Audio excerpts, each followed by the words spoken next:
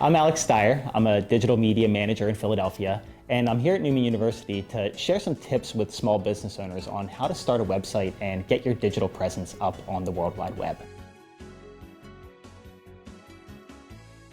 So the first step for any small business owner is to find and claim your domain name. Your domain name is your physical address on the web, and it's how people are going to find you.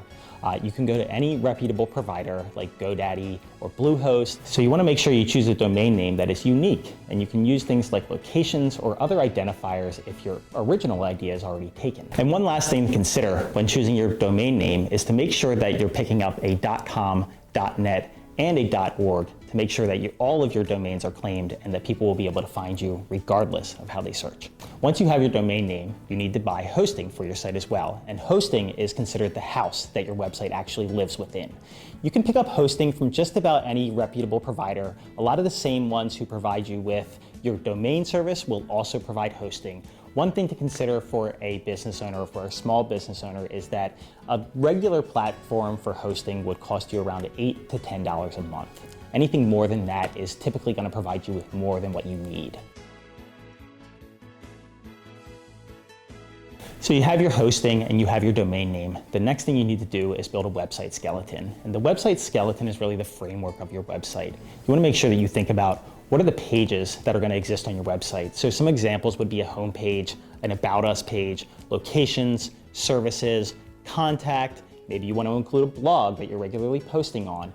You want to lay out the framework of your website before you actually start building anything. Platforms like WordPress provide an amazing amount of functionality, but may be a little complicated for a small business owner. Another good place to consider are do-it-yourself website builders like Wix or Squarespace.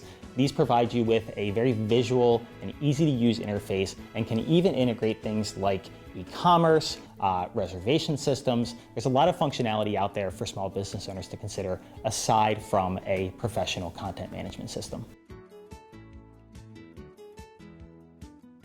So now you're ready to build your website. A few things to consider are having clear navigation. That comes back to our website skeleton, making sure that your pages are simply designed and that your navigation is very clear, that information is where it's supposed to be. You want to also include some calls to action, where customers can buy, where customers can find you, email addresses, phone numbers, contact information, readily available where customers can reach you easily. You want to make sure your site loads quickly. That would include having images that are sized correctly and not overloading your site with unnecessary content.